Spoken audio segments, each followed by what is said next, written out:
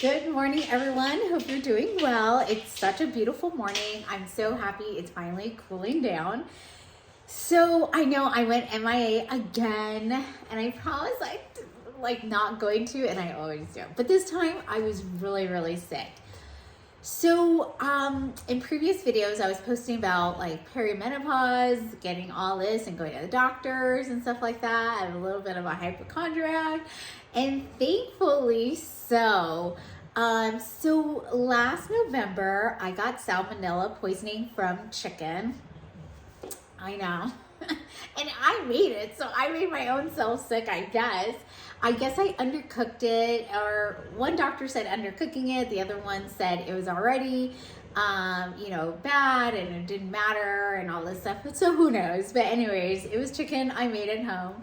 And so I got super sick, like violently ill. I was vomiting for like 24 hours. I couldn't even drink water. It was bad. It was bad. I went to the ER. They gave me anti-nausea medication, IVs, Vicodin, because my stomach was just in so much pain from dry heaving for 24 hours and vomiting straight. It was terrible. So I got over that, but I still felt like super queasy. I wasn't feeling well. And I went to the GI doctor, and he said, salmonella, it's going to inflame your GI tract. So you're just going to have to deal with it. So I researched it, and I found slippery elm bark, like the tree, elm tree. And that really helped soothe my stomach, and everything was fine. But I felt like if I didn't take it on a regular basis, my stomach was still hurting. And then I was starting to get these really dull stomach aches for long periods of time, like days and weeks. And I would just kind of fight through it because, I'm just go. I have the boys. I have all the stuff I'm into. And I don't have the luxury of downtime. When my special needs kid is at school, that's the only time I have for myself to do things I need. So I'm in Pilates, I'm out with friends, I'm doing my special needs stuff. And so I don't have the luxury of just being down. So I'm just go, fighting through it. And, I'd be talking to my friend. I'm like, oh, my stomach hurts. I'm bloated. I'm this and that. And she was like, are you going to a doctor? So in March, I saw my OBGYN, and he was just like, oh, you're still producing estrogen. You're going into perimenopause. It throws you into IBS. And everything I'm researching is legit. Everything they're saying is legit. So I started following perimenopausal doctors, and they were talking about exercising and fasting. So I ended up joining Pilates, which I love. If you don't do Pilates, you're missing out. It is so good. I just love it. So I started doing Pilates like a maniac because I just became obsessed with it, and I just love it so much. It's so peaceful, and I just felt it was the perfect type of exercise in my life that I needed. And so, I'm grinding away, building muscle, working on myself, but I'm still having the stomach ache. So I go back to the GI. He's like, yeah, kind of nothing we could do. Still inflamed from the salmonella. So I'm like, all right. So then I go see my regular doctor. It's my physical time. So this is kind of my fourth doctor trip, right? So I see him. He's just like, yeah, I kind of agree with your other doctors. Let's do blood work. So we did all the blood work. He's like, you're so healthy. You're at vegan levels.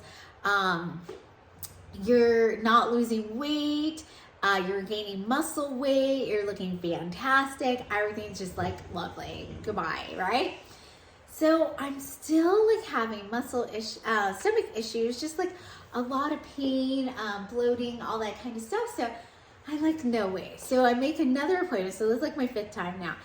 And I just sat in a chair, and I'm like, I am not going anywhere until you test me for everything, because this is not how I want to live my life. I mean, just having a dull stomach ache, and it was getting worse, and I was having them more often and longer periods of time. And he was just like, okay, you're not losing weight. You're not this, you're not that. He's like, all right, let's test you for everything. I'm like, yes, this is what I want.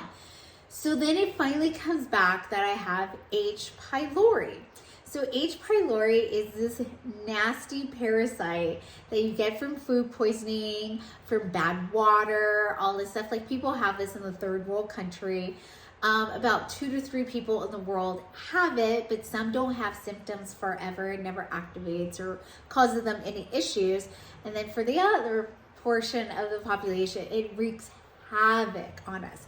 So I had probably had this for 8 months. And because of my lifestyle of eating right, being healthy, working out 6 days a week, I didn't show all the signs. And so that's why no one put 2 and 2 together that I might have this. So then my doctor prescribed me a regimen of antibiotics, and that just tore me up. Like, it was so bad. It knocked me out for the 14 days that I had it. But I actually had to stop at 12 days because I couldn't even do the rest of the 2 days. The pills were disgusting. I was like nauseated all the time from the medication. I couldn't function. I was in bed. I was in pain. I was sleeping. I was fatigued. It was just horrible. I didn't make dinners. I felt like I was just like a zombie functioning, just to like, okay, Zachary, we're here, we're this, have your therapy.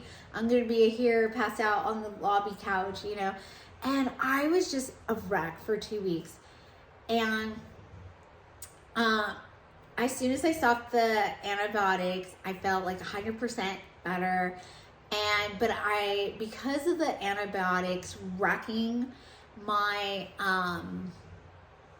my gut biome, I think that's what they call it.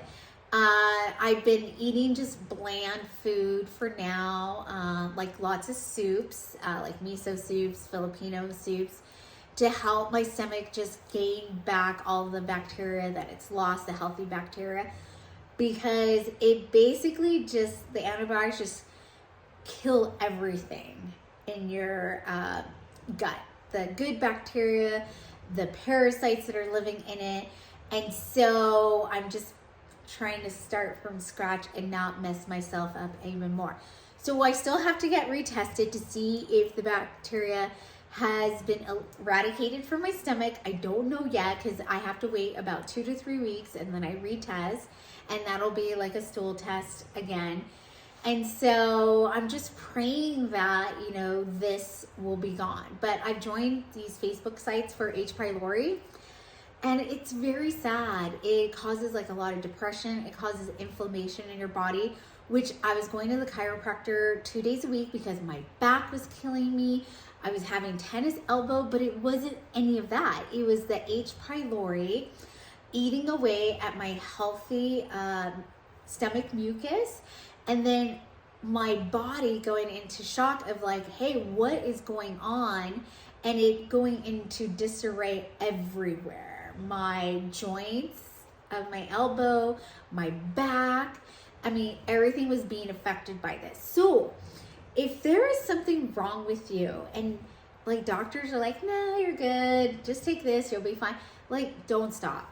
Do not live with this pain. I think I lived with it for way too many months than I should have. I didn't have a clue that it could still be lingering from the food poisoning that I had.